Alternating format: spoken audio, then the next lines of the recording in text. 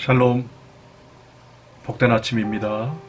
고난주간 오늘 그 세 번째 날입니다. 그리스도의 고난에 함께 동참하면서 또 함께 개인의 영성의 훈련에 귀한 도전의 시간이 매일매일 있어지기를 원합니다. 순간순간마다 그리스도가 날 위해서 고난 받으셨다는 그 사실과 그 고난의 의미를 함께 기억하면서 더욱더 풍성한 은혜를 매 순간 주님으로부터 공급받기를 소원합니다. 오늘 또 우리가 함께 매일 성경 본문 말씀을 가지고 함께 은혜를 나누겠습니다.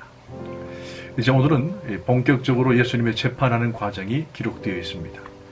1절을 보십시다. 무리가 다 일어나 예수를 빌라도에게 끌고 가서, 이제 예수님은 빌라도에 의해 배신을 당하시고 제자들은 뿔뿔이 흩어집니다. 예수님은 유대 대제사장들과 서기관들에 의해 공회에 끌려가 심판을 받습니다. 그리고 이들은 빌라도에게 넘깁니다. 빌라도라는 이름의 뜻은 창을 가진 자라는 뜻입니다. 기록물에 의하면 창을 잘 던진 자였다라고 말을 합니다.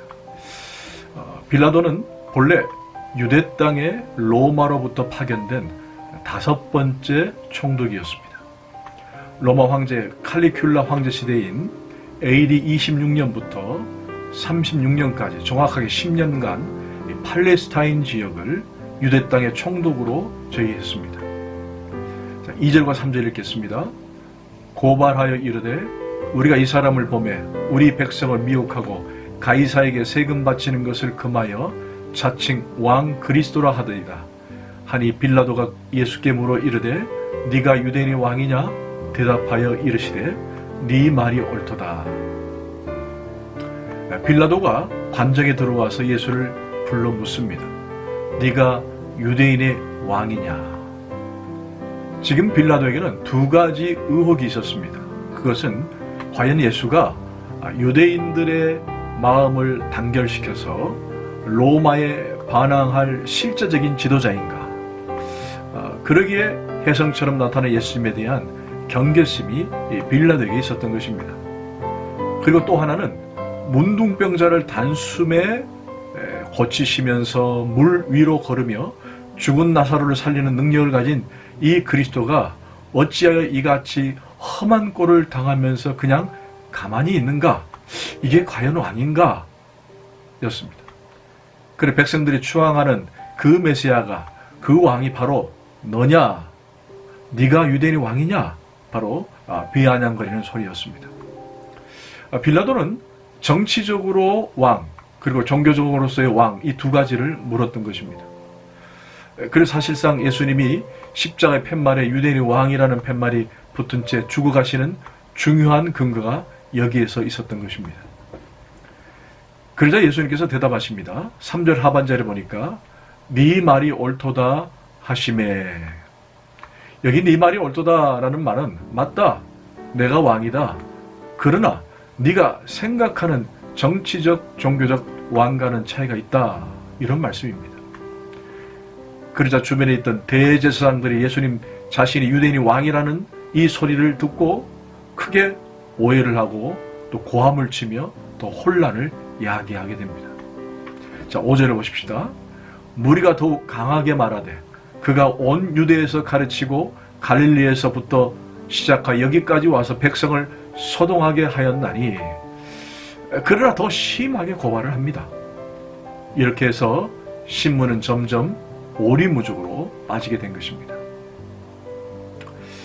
계속되는 빌라도의 질문은 예수님은 아무 대답하지 않으십니다. 사실 화도 낼 수도 있고 백성들을 혼낼 수도 있는, 때로는 반론도 할 수 있는 그런 예수님의 모습이었지만, 그러나 예수님은 빌라도의 신문이든 군중의 고함소리든 반역의 무리들의 질타든 그거 아무 상관없이 그저 반론하지 않으시고 조용히 침묵하고 계셨습니다. 여러분, 왜 그랬을까요? 그것은 예수님이 이 재판이 아무리 불법적 재판이라고 해도 계속 진행되어야 하고, 그것이 바로 하나님의 계획된 인류의 구원을 위한 자신이 십자가로 가야만 하는 그 일이기 때문에 일절 입을 열지 않았던 것입니다. 저는 오늘 본문에서 크게 이 말씀을 가지고 함께 은혜를 나누기를 원합니다. 여러분 도전이 됐으면 좋겠어요. 항상 우리에게 필요한 관점이 여기인 것 같습니다. 우리는 어떤 일상에서 문제가 생기면 내가 억울한 게 더 중요합니다. 그래서 조심스러운 표현이지만 예수가 욕을 얻어먹더라도 내가 못 참는 경우가 있습니다. 우리가 그럴 때가 있지요. 예수가 뭐가 없다. 관계에서 그렇게 해요. 저 사람이 과연 예수가 있는가 싶을 정도로 교회가 욕을 먹더라도 내 개인, 내 명예가 짓밟히는 것을 도저히 못 견디는 때가 있습니다. 그 사람이 과연 예수를 믿는 사람일까? 저 사람이 과연 그리스도를 믿는 사람일까 할 정도로 자기 자존심과 또 교회와 예수 그리스도 안에 그 벽을 세워가는 사람들이 있습니다. 아무리 자기가 자기의 명예의 훼손이 된다고 하더라도 예수가 드러나고 예수 그리스도가 참된 진리임을 드러낸다는 것이 가장 중요한데도 불구하고 오히려 자신에게 손해가 오고 자신의 명예에 문제가 생긴다면 오히려 예수도 버리고 교회도 버리는 경우가 있더라는 것입니다. 사실 예수님도 이 과정에서 변론도 할 수 있고 또 무리들을 야단칠 수도 있고 그렇게 하실 수 있었습니다. 그러나 예수님은 일절 침묵하시고 묵묵하게 하나님의 계획, 구원의 계획을 이루어 가시고 계셨다는 것입니다. 예수님의 일생의 삶의 기초가 뭐였냐라고 묻는다면 그것은 바로 하나님의 말씀대로 이루어지는 것이었습니다. 그게 그분의 일생 지향점이었던 것이죠.